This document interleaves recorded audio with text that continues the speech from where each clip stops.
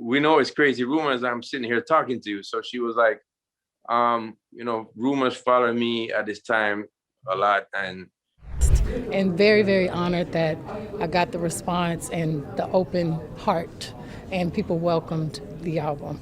The love I got from the country community tonight really made me feel so seen, and I'm very grateful. What if the biggest scandal in modern music wasn't about an affair, a feud, or a leaked recording, but about a single performance that was never allowed to happen?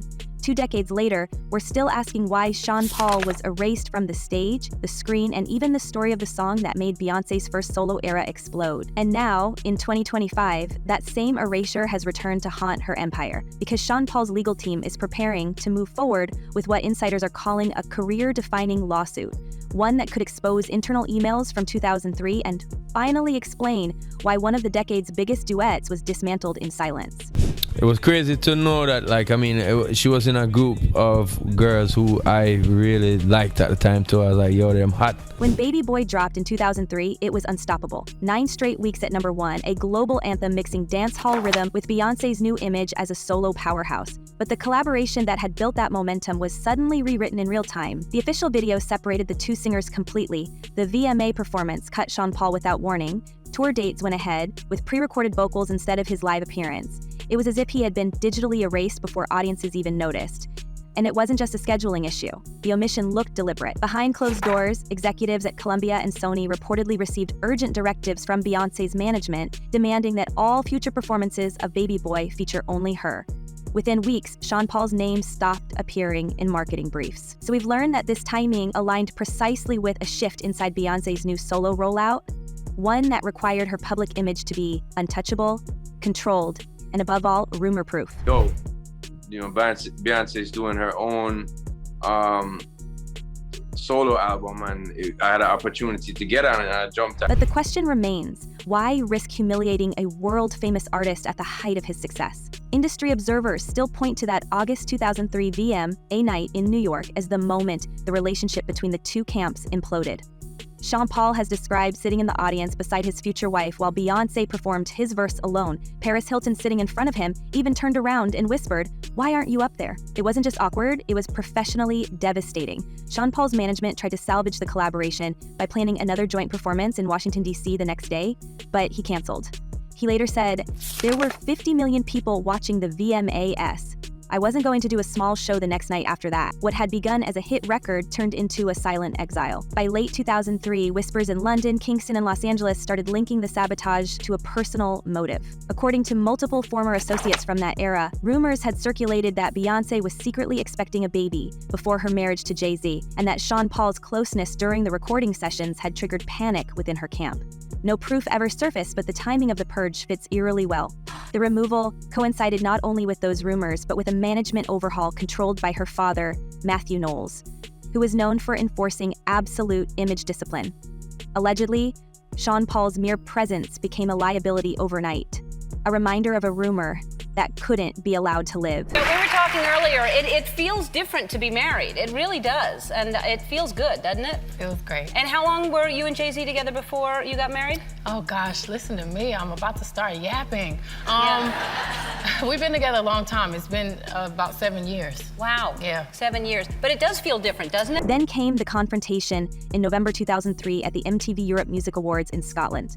Sean Paul has recalled that Beyoncé pulled him aside backstage and told him directly, "These rumors mess with my career." That was one of only 2 confirmed quotes from that era, and it exposes a tone of urgency, fear even. We can't ignore that this conversation happened just days after another technical issue during a Los Angeles concert where Sean Paul's microphone was mysteriously cut mid-song. His own band confronted sound engineers, furious that his audio had vanished, while Beyoncé's track continued perfectly. He brushed it off at the time, but in hindsight, those patterns, video separation, live cutouts, backstage tension, form a sequence too deliberate to dismiss. Beyoncé and Jay-Z will do anything to destroy anyone who speaks out against them. Insiders familiar with Sean Paul's upcoming lawsuit claim that newly recovered internal correspondence from 2003 references performance substitution protocols ordered by a senior member of Beyoncé's team.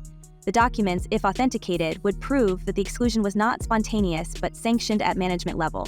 One email allegedly describes concerns about optics surrounding public speculation, a phrase that aligns with the timeline of those secret pregnancy whispers. It suggests the erasure may have been part of a damage control strategy rather than personal jealousy. But still, those close to Jay-Z insist his influence was impossible to separate. He and Beyoncé had just begun their public relationship, and he reportedly felt protective of how their narrative was presented. What complicates this further is how the same pattern repeated in Beyoncé's later career, whenever outside collaborators threatened the perfection of her brand. Former producers and stylists have quietly said that being iced out after one disagreement was standard. We've seen it with choreographers, backup singers, even photographers. Yet the Sean Paul episode stands out because it involved a song that was already dominating global charts. There was no business reason to remove him, only a personal one.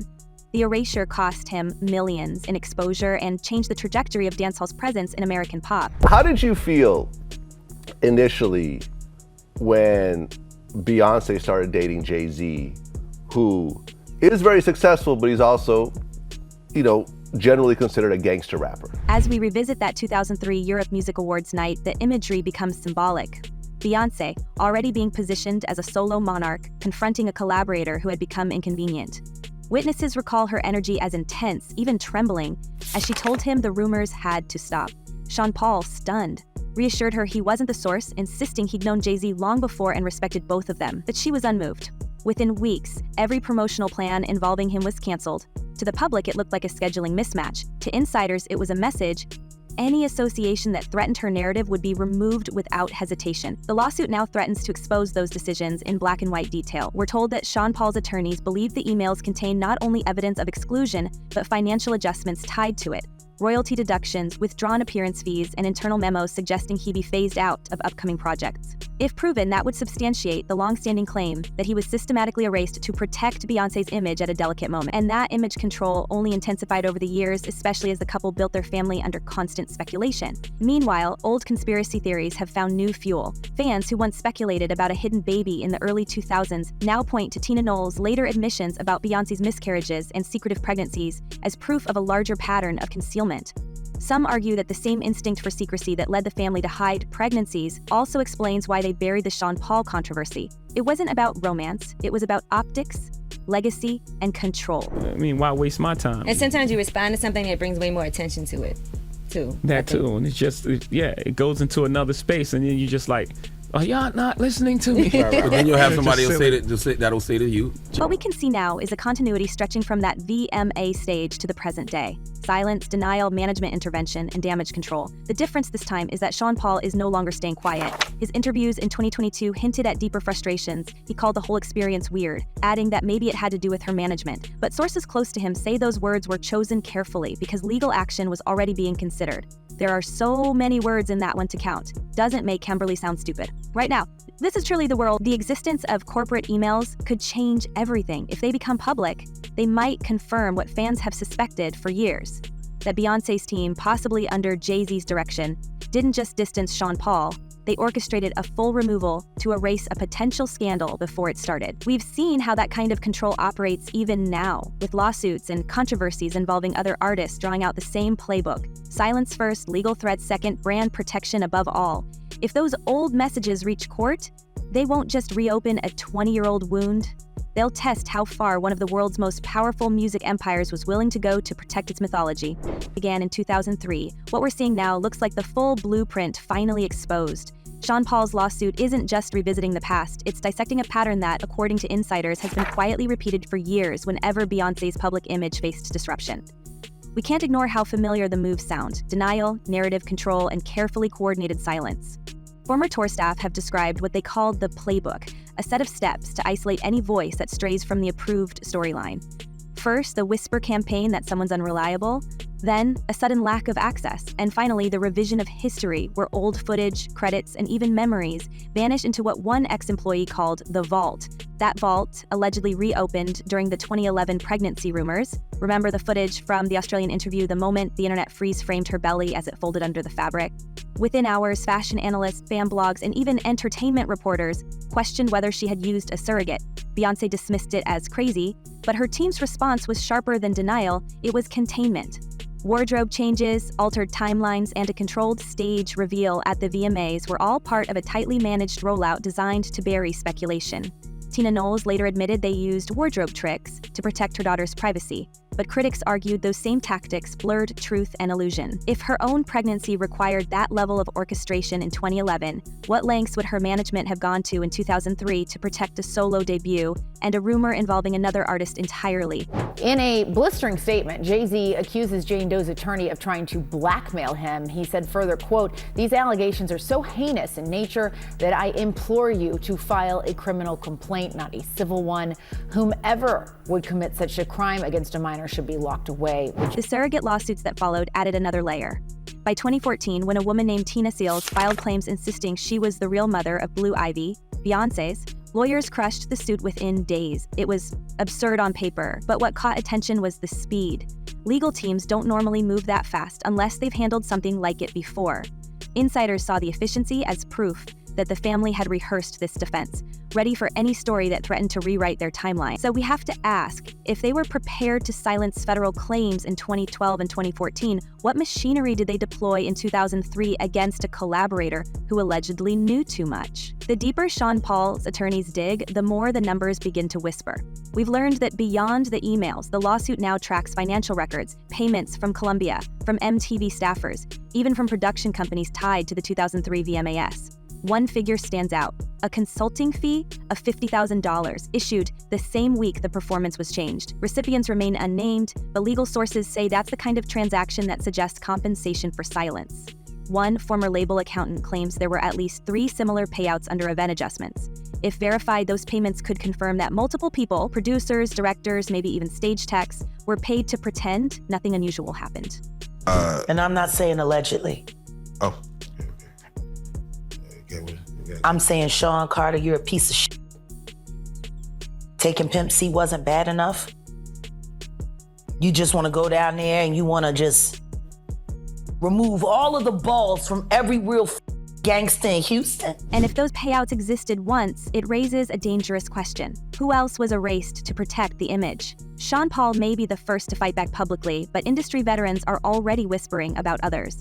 A Jamaican choreographer who worked on Baby Boy has allegedly told lawyers she was ordered never to discuss the original joint rehearsal footage. A European video editor says he was asked to trim proximity shots between the two performers. Each story alone might sound minor, but together they form a trail, a record of quiet disappearances that kept one narrative pristine while others faded away. The lawsuit could open the floodgates. Legal observers predict that if those internal communications become public, other collaborators might come forward. Backup dancers, photographers, session musicians, people who've lived with sealed NDAs for decades. Some of them, according to entertainment attorneys, are already consulting representation. We could be looking at a domino effect, one lawsuit triggering another, one erased credit leading to 10. How many careers were rewritten? How many reputations quietly exchanged for contracts that demanded silence? Jay-Z's presence in all of this remains the unspoken thread. For years, he's been painted as the jealous boyfriend who didn't want another man near his future wife.